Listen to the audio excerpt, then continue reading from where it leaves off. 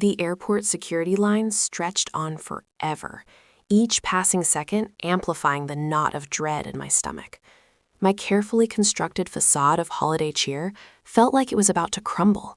The flashing Christmas lights, the forced carols, it all felt like a mocking prelude to the inevitable disaster I knew awaited me at my parents' house. They thought this trip was a gift, a daughter coming home for Christmas. They had no idea it was the beginning of their nightmare.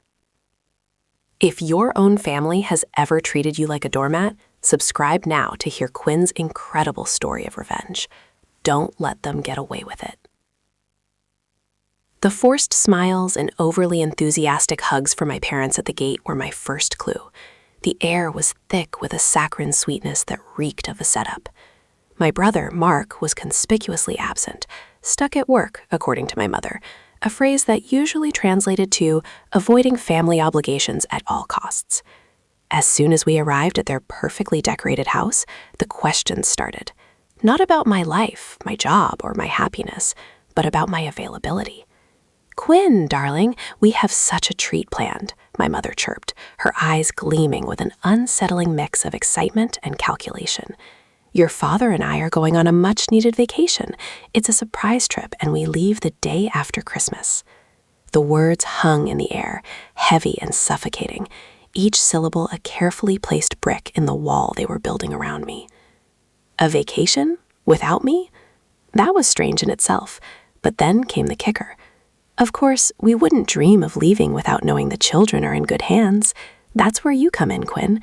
We were hoping you could watch them while we're gone. My niece and nephew.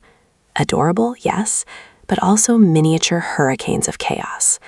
My Christmas gift was to be their full-time, unpaid nanny while my parents frolicked on some beach, sipping cocktails and basking in the sun. My initial shock morphed into a simmering rage.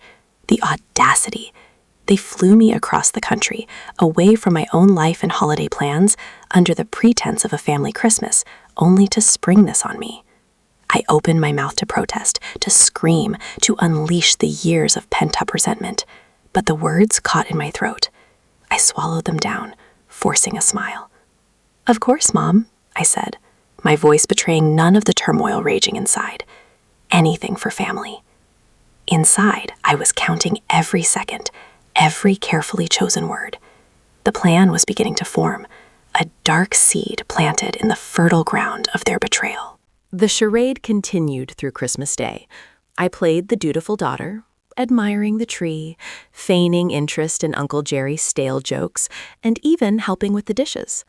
All the while, I was cataloging every detail, every interaction, every subtle manipulation. My brother finally made an appearance, offering a perfunctory Merry Christmas before disappearing into the den to watch sports. He didn't even acknowledge the fact that I was essentially being forced into indentured servitude. The injustice of it all burned like acid. Years of shouldering family burdens, of being the reliable one, the one who always said yes, had led to this. I had allowed myself to become their safety net, their emotional and financial crutch, and they were perfectly content to exploit me until I broke. My breaking point wasn't a dramatic explosion, but a quiet, chilling realization. The years of casual requests for money, "Just a small loan, Quinn, we'll pay you back," had never been repaid. The countless hours spent listening to their problems, offering advice, and providing support had never been reciprocated. I was simply expected to give, and they were entitled to receive. The flight home for the holidays wasn't about family, it was about free childcare and an open wallet. They saw me not as a daughter, but as a resource. The day after Christmas, as I waved goodbye to my parents, their faces beaming with carefree glee, a cold wave of determination washed over me. They had underestimated me. They had mistaken my silence for weakness. They thought I would simply accept my fate, swallow my anger, and dutifully care for their children while they lived it up. They were wrong. So wrong. I smiled, a genuine smile this time, one that didn't reach my eyes. Let the games begin. The person I trusted most was one of them. The door clicked shut behind them, the sound echoing like a judge's gavel in a courtroom. I was alone, utterly, completely alone, with two children who possessed the combined energy of a nuclear reactor. The first few hours were deceptively calm. We decorated gingerbread houses, sang Christmas carols slightly off-key, and even managed a relatively peaceful viewing of Elf. I allowed myself a sliver of hope that maybe, just maybe, this wouldn't be so bad.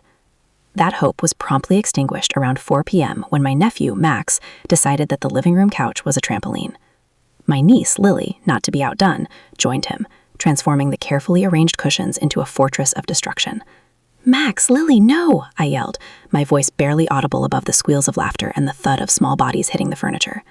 My attempt to restore order only resulted in a full-blown tantrum from Lily, who apparently believed that I was personally attacking her right to bounce.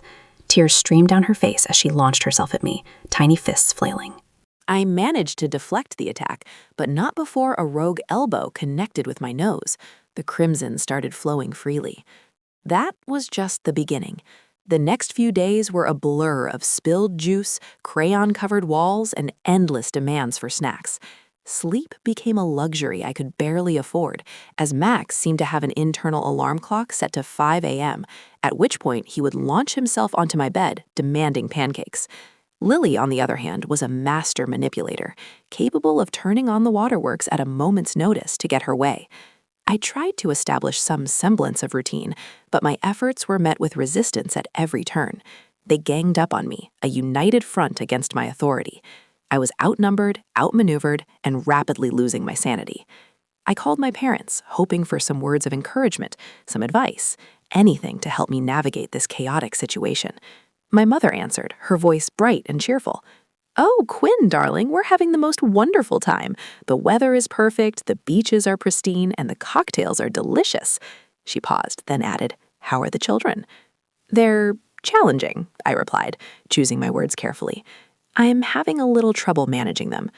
"Oh, they can be little terrors, can't they?" she chuckled. "Just be firm with them, Quinn. They need structure." "I'm trying, Mom, but—" "Listen, honey, I have to run. We're about to go snorkeling. Just remember what I said, and you'll be fine. Love you."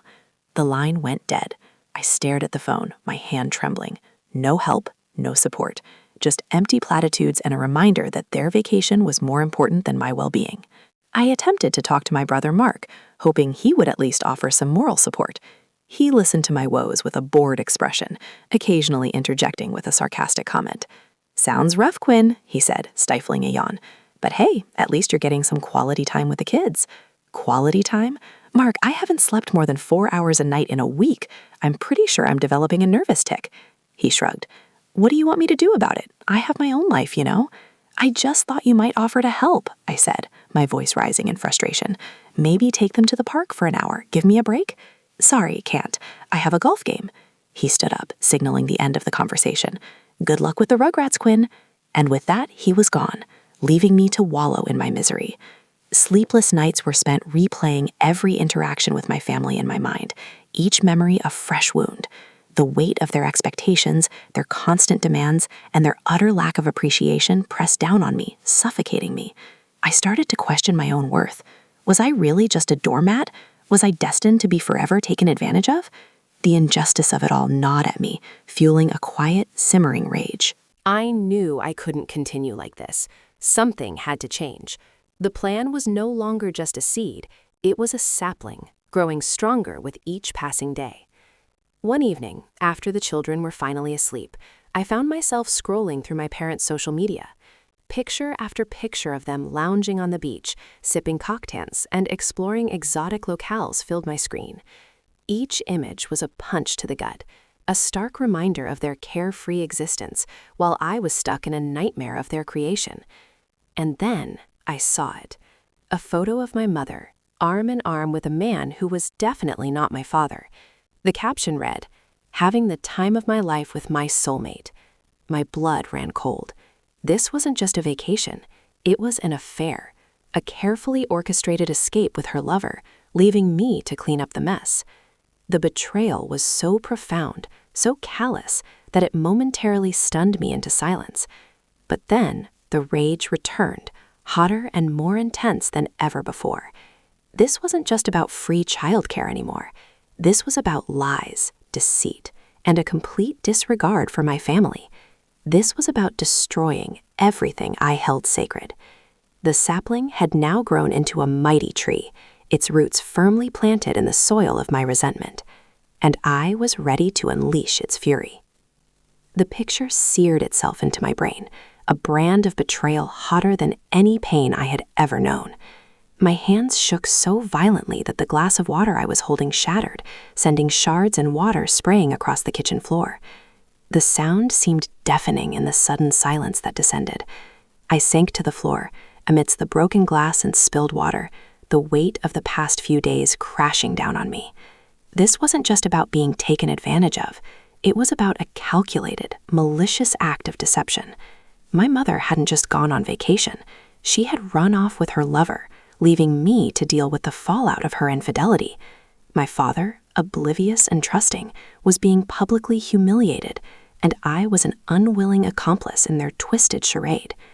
The image of my mother, smiling and carefree in the arms of another man, replayed in my mind, each repetition a fresh stab wound. The anger that had been simmering within me now boiled over, a scalding torrent of rage and resentment. I wanted to scream, to break things, to unleash my fury on the world. But I couldn't. I was trapped, a prisoner in my own family's drama, with 2 innocent children depending on me. The days that followed were a living nightmare. I went through the motions of caring for Max and Lily, but my heart wasn't in it. I was a shell of my former self, consumed by anger and resentment. The simplest tasks became Herculean efforts. I found myself snapping at the children, my patience worn thin by exhaustion and emotional turmoil. Guilt gnawed at me, adding another layer of misery to my already heavy burden. I was failing them, and I was failing myself. I barely ate, barely slept, and spent most of my time staring blankly into space, lost in my thoughts. One afternoon, I found Lily crying in her room. When I asked her what was wrong, she simply pointed to a drawing she had made, a picture of a family with a large, dark cloud hanging over it. "Is that us, Aunt Quinn?" she asked, her voice trembling. Her innocent question pierced through my fog of despair. I looked at her tear-streaked face and her trusting eyes, and I knew I couldn't continue down this path. I was letting my anger consume me, and it was hurting everyone around me. That night, after the children were asleep, I sat alone in the living room, the shattered remnants of the broken glass still visible on the floor. I stared at the mess, a physical representation of the chaos that had engulfed my life. I knew I had a choice to make. I could succumb to the darkness, allowing my anger and resentment to destroy me, or I could find a way to fight back. I could continue to be a victim, a pawn in my family's twisted game, or I could take control of my own destiny. The decision wasn't easy. The pain was still raw, the betrayal still fresh. But as I sat there, surrounded by the wreckage of my shattered illusions, a spark of resolve ignited within me. I would not let them break me. I would not let them define me. I would not let them get away with what they had done. I stood up, my legs shaky but my resolve firm. I started to clean up the broken glass, carefully picking up each shard and disposing of it in the trash. As I worked, a plan began to form in my mind, a plan that was as cold and calculating as it was audacious. It wouldn't be easy, and it would require patience, cunning, and a willingness to cross lines I never thought I would. But I was done being the nice girl, the pushover, the one who always said yes. It was time to unleash my inner darkness, to use their own weapons against them. The plan was still in its early stages, a mere outline of what was to come. But as I looked at my reflection in the darkened window, I saw a new glint in my eyes, a flicker of something dangerous and determined. They had mistaken my silence for weakness. They had underestimated my capacity for revenge. They thought they could manipulate me, control me, and discard me when they were done. They were about to learn just how wrong they were. The game had changed. The hunter had become the hunted, and I was coming for them. I smiled, a slow, deliberate smile that didn't reach my eyes. Let the reckoning begin. I was no longer a victim. I was a planner, and my plan was perfect. The plan started with their phones. Every device, every email, every text message held the key to unraveling their carefully constructed lies. I needed access, unfettered and undetected.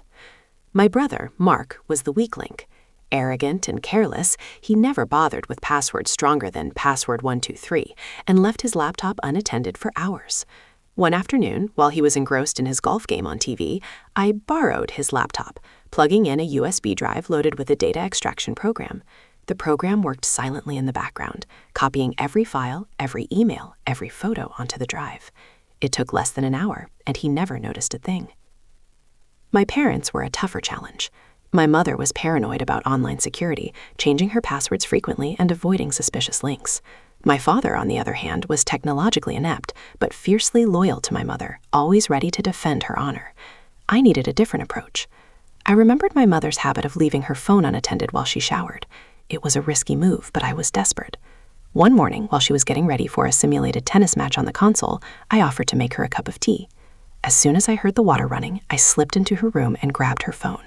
I quickly installed a spyware app that would record her calls, track her location, and copy her text messages. The app was disguised as a system update, making it virtually undetectable. I finished just as she turned off the water. My heart hammered in my chest as I placed the phone back on her nightstand, just seconds before she emerged from the bathroom. She suspected nothing. With access to their devices secured, I began to sift through the data, searching for evidence of their deception. Mark's emails were a goldmine of incriminating information. I discovered a string of messages between him and a shady real estate developer detailing a plan to defraud a local charity out of thousands of dollars. He was using his position on the charity's board to funnel money into a shell company he controlled. The evidence was damning, enough to land him in serious legal trouble. My parents' data was even more explosive. I found emails between my mother and her soulmate revealing the full extent of their affair. They had been planning this getaway for months, meticulously coordinating their schedules and covering their tracks. The emails were filled with intimate details, professions of love, and explicit photos. I felt a surge of disgust as I scrolled through them, each image a betrayal of my father's trust. But the real bombshell was hidden in the phone records. I discovered a series of calls and text messages between my mother and a private investigator. She had hired him to dig up dirt on my father, hoping to use it against him in a potential divorce settlement. The investigator had uncovered some damaging information about my father's past, a youthful indiscretion that could ruin his reputation. My mother was planning to use this information to blackmail him, to force him to give her everything she wanted. This was beyond just an affair. It was a calculated attempt to destroy my father's life. The next phase of my plan involved gathering evidence to corroborate the information I had found on their devices. I needed proof that would stand up in court, proof that would expose their lies and hold them accountable for their actions. For Mark, I decided to focus on the financial trail. I obtained copies of the charity's bank statements, tracing the flow of money from their accounts to Mark's shell company. I also interviewed several of the charity's board members, gathering testimony about Mark's suspicious behavior and his conflicts of interest. The evidence was mounting, painting a clear picture of his fraudulent activities. For my parents, I decided to focus on their affair. I hired a private investigator of my own, tasking him with gathering evidence of their relationship. He followed them during their vacation, taking photos and videos of them together. He also obtained copies of their hotel bills, plane tickets, and credit card statements, documenting their movements and expenses. The evidence was irrefutable, a detailed record of their betrayal. But I needed more. I needed something that would expose their lies to the world, something that would shatter their carefully constructed facade. That's when I remembered the security cameras. My parents had installed a state-of-the-art surveillance system in their home, ostensibly to protect against intruders, but I knew they also used it to monitor their children and grandchildren. The cameras recorded everything, every conversation, every argument, every intimate moment. I realized that the cameras could be my most powerful weapon. I needed to access the footage, to find evidence of their lives and their manipulations. But the system was heavily encrypted, protected by multiple layers of security. I needed an expert. I contacted a former colleague, a cybersecurity specialist with a reputation for being able to crack any system. I explained my situation, carefully omitting the details of my family's transgressions. I told him that I suspected my parents were involved in illegal activities and that I needed to access their security camera footage to gather evidence. He was hesitant at first, but after I offered him a substantial sum of money, he agreed to help. He worked tirelessly for days, using his skills and knowledge to bypass the system's security protocols. Finally, he cracked the code. I now had access to every moment recorded by their security cameras. The final piece of the puzzle was in my hands. I smiled. They thought they were untouchable. They were wrong. So very wrong. The security camera footage was even more disturbing than I had imagined. Hour after hour, I watched my parents' lives unfold on screen, their carefully constructed facade crumbling before my eyes. I saw my mother berating the house staff, demanding perfection and dismissing their efforts with cruel words. I saw my father sneaking out of the house late at night, meeting with a mysterious woman in a darkened parking lot. But the most damning footage was of my parents plotting together, their faces twisted with malice as they discussed their plans to manipulate and control everyone around them. They talked about my brother's fraud scheme, laughing about how they would protect him from the consequences. They talked about my father's mistress, strategizing how to keep their affair hidden from the public eye. And they talked about me, their voices dripping with contempt as they discussed how to exploit my willingness to help them. "She's so naive," my mother sneered. "She'll do anything we ask her to do." My father chuckled. "She's our little puppet," he said. "We can always count on her to clean up our messes." My blood ran cold as I listened to their words, their betrayal cutting deeper than any knife. They saw me as nothing more than a tool, someone to be used and discarded at their convenience. The realization hit me like a physical blow, shattering the last vestiges of my love and respect for them. They had underestimated me. They had mistaken my kindness for weakness, and now they were about to pay the price. With all the evidence in place, I began to set the trap. I knew that I couldn't simply confront them with the truth. They would deny everything, try to manipulate me, and find a way to turn the situation to their advantage. I needed to expose them publicly, to strip away their power and their influence. I decided to use their upcoming charity gala as the stage for my grand reveal. The gala was the highlight of the social calendar, a lavish event attended by the city's elite.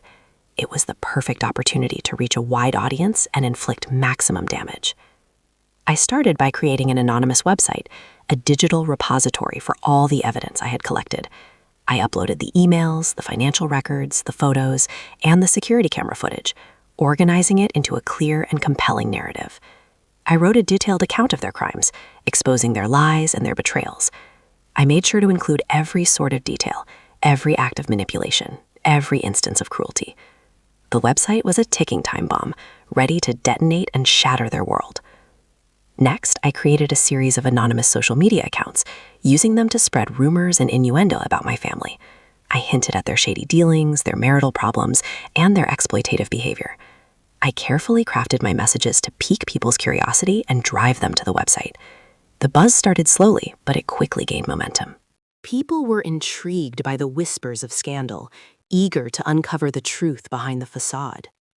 The day of the gala arrived, a day that would forever be etched in my memory.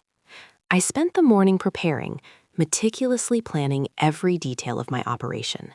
I dressed in a stunning gown, a symbol of my transformation from victim to avenger. I wanted to look confident and powerful, to project an image of unwavering resolve. As I stepped into the ballroom, I felt a surge of adrenaline coursing through my veins. The room was filled with the city's most influential people, all dressed in their finest attire. My parents were there, of course, beaming and shaking hands, basking in the attention. They looked like they were on top of the world, completely oblivious to the storm that was about to break. I circulated through the crowd, greeting acquaintances and exchanging pleasantries. I made sure to stay within earshot of my parents, subtly dropping hints about the website and the rumors that were circulating. I could see the unease growing on their faces, the first cracks appearing in their carefully constructed composure. The moment of truth arrived when my father took the stage to deliver his opening remarks. He spoke eloquently about the charity's mission, praising its work and thanking its supporters. He painted a picture of benevolence and compassion, a stark contrast to the reality of his family's corruption. As he reached the climax of his speech, I gave the signal. A pre-programmed message was sent to every smartphone in the room, a link to the anonymous website. The effect was instantaneous. Hundreds of people pulled out their phones, their faces illuminated by the glow of the screen. A wave of shock and disbelief rippled through the crowd as they read the damning evidence, their murmurs of surprise quickly escalating into gasps of outrage. My father faltered, his words trailing off as he realized what was happening. He looked around the room, his eyes wide with panic, searching for an explanation. My mother rushed to his side, whispering frantically in his ear.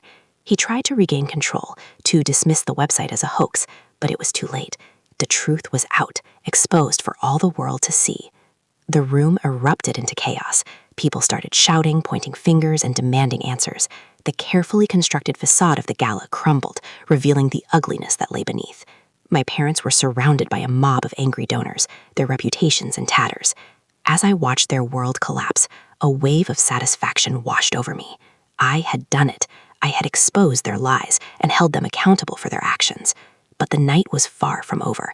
I had one more card to play, a final revelation that would shatter their lives beyond repair. I made my way to the stage, pushing through the crowd until I stood directly in front of my parents. They looked at me with a mixture of fear and hatred, their eyes burning with fury. "How could you do this to us, Quinn?" my mother hissed. "You've ruined everything." I smiled, a slow, deliberate smile that didn't reach my eyes. "No," I said softly. "You ruined everything yourselves." I reached into my purse and pulled out a USB drive, the one containing the security camera footage. I plugged it into the projector, and the screen flickered to life. The room fell silent as the first images appeared, the footage of my parents plotting and scheming, their faces twisted with malice. The crowd watched in stunned silence as their true nature was revealed, their carefully constructed facade completely destroyed. But it wasn't just the footage of their plotting that silenced the room. It was the next file I opened, labeled simply Mark. On screen was irrefutable proof that my own brother had not only been stealing from the charity, but had been using the funds to, well, that's a story for another time. A collective gasp filled the room as people realized the depth of their depravity. And then I dropped the final bomb. The screen showed my mother's affair, the explicit photos, the intimate emails, the undeniable evidence of her betrayal. My father stood there, his face ashen, his eyes filled with disbelief. The silence in the room was deafening, broken only by the sound of my mother's sobs. I had won, but at what cost? The silence hung heavy, thick with the weight of their exposed lies. My father stood frozen, a statue carved from shock and disbelief. My mother, however, was a whirlwind of fury and denial. She lunged toward me, her face contorted with rage, but security guards intercepted her, holding her back as she screamed obscenities. Her carefully constructed world, the world of perfect appearances and effortless superiority, had imploded in a single devastating moment. I watched her struggle, her powerlessness a stark contrast to the years she had spent manipulating everyone around her. The crimson rising in her cheeks was the only indication of the volcano of fury threatening to erupt. It was a pathetic display, and I felt nothing but a cold satisfaction as I watched her being escorted from the ballroom, her sobs echoing in the suddenly cavernous space. Mark, my brother, was nowhere to be seen. He'd conveniently vanished into the crowd the second his face flashed on the screen, along with details of his embezzlement. Smart move, but it wouldn't save him. The damage was done. The website link was already trending on social media, screenshots of the security footage were going viral, and news outlets were scrambling to cover the story. Their carefully curated image, their empire built on lies and deceit, was crumbling before their very eyes. The next few days were a blur of legal proceedings, media scrutiny, and family drama. Mark was quickly apprehended, the evidence against him overwhelming. He tried to claim that he was acting under my parents' orders, hoping to mitigate his own punishment, but no one believed him. He was facing serious charges, and his future looked bleak. My father was forced to resign from his position at the charity, his reputation ruined beyond repair. The charity itself launched an internal investigation, uncovering even more evidence of his fraudulent activities. It became clear that he had been siphoning money for years, using the funds to finance his lavish lifestyle and his secret affairs. My mother's world also imploded. Her affair was public knowledge, her social circle ostracized her, and my father filed for divorce. The divorce proceedings were messy and acrimonious, filled with accusations and counter-accusations. My mother tried to use the information she had gathered on my father to her advantage, but it was no use. The judge saw through her manipulations and awarded my father a substantial settlement. She was left with nothing, stripped of her wealth, her status, and her dignity. The private investigator she had hired also faced legal repercussions, charged with invasion of privacy and other offenses. His career was over, his reputation tarnished forever. I watched it all unfold from a distance, feeling a strange mixture of satisfaction and emptiness. I had achieved my goal. I had exposed their lies and held them accountable for their actions. But the victory felt hollow, tainted by the pain and destruction I had caused. Our family was shattered, irrevocably broken. My father was a broken man, stripped of his power and his pride. My mother was a pariah, ostracized by society and abandoned by her loved ones. Mark was facing a long prison sentence, his life ruined by his greed and his recklessness. And I was left with the knowledge that I had been the one to orchestrate their downfall. People ask me if I regretted my actions, if I wished I had handled things differently, but I couldn't honestly say that I did. They had betrayed me. They had exploited me. They had treated me like a tool to be used and discarded. They had left me with no choice but to fight back. It was a battle for survival, and I had done what I had to do to protect myself. Some would say that my actions were extreme, that I had gone too far. But I believe that justice, no matter how harsh, is always necessary. Sometimes the only way to stop evil is to confront it head-on, to expose it to the light, and to hold those responsible accountable for their actions. They lost everything. I just smiled. It wasn't a happy smile, not a joyful one. It was a smile of grim satisfaction, a recognition that I had done what was necessary, even if it came at a great cost. Revenge isn't sweet. It's necessary. It's the acknowledgement that you refuse to be a victim any longer. It's the understanding that sometimes the only way to heal is to burn it all down and start again. The ashes may be bitter, but they are also fertile ground for something new, something stronger, something real. My family may be gone in the way I knew them, but I am still here, and I will use this experience to become a better person, to live a life of integrity and purpose, to never allow myself to be manipulated or exploited again. The pain will fade, the memories will soften, and eventually I will find peace, but I will never forget what they did to me, and I will never regret my decision to fight back. Would you have done the same? Let me know in the comments. Subscribe for more justice.